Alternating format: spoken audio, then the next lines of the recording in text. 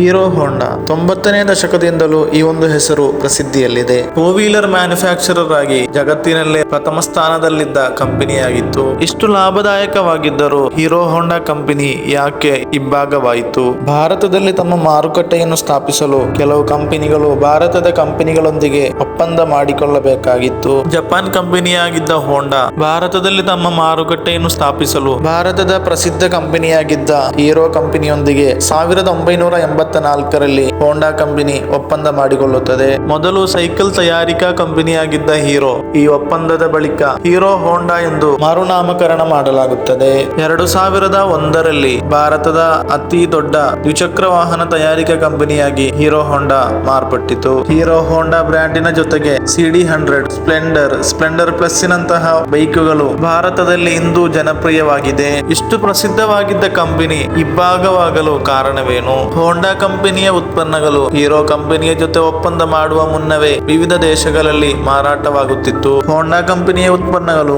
ವಿದೇಶಗಳಲ್ಲಿ ಮಾರಾಟವಾಗುತ್ತಿದ್ದ ಕಾರಣ ಹೀರೋ ಹೋಂಡಾ ಉತ್ಪನ್ನಗಳನ್ನು ಶ್ರೀಲಂಕಾ, ನೇಪಾಳ, ಬಾಂಗ್ಲಾದೇಶ ಬಿಟ್ಟರೆ ಉಳಿದ ಯಾವುದೇ ದೇಶಗಳಿಗೂ ರಫ್ತು ಮಾಡುವಂತಿರಲಿಲ್ಲ. ಹೀರೋ ಕಂಪನಿಗೆ ತಮ್ಮ ಉತ್ಪನ್ನಗಳನ್ನು ಜಗತ್ತಿನಾದ್ಯಂತ ಪರಿಚಯಿಸಲು ಅವಕಾಶ ಇರಲಿಲ್ಲ. ಆದ್ದರಿಂದಲೇ 2010ರಲ್ಲಿ ಹೀರೋ ಕಂಪನಿ ಹೋಂಡಾದೊಂದಿಗಿನ ಒಪ್ಪಂದವನ್ನು ನಿಲ್ಲಿಸಿತು. ಈ ಎರಡು ಕಂಪನಿಗಳಲ್ಲಿ ನಿಮ್ಮ ಫೇವರೇಟ್ ಕಂಪನಿ ಯಾವುದೆಂದು ಕಮೆಂಟ್ ಮಾಡಿ.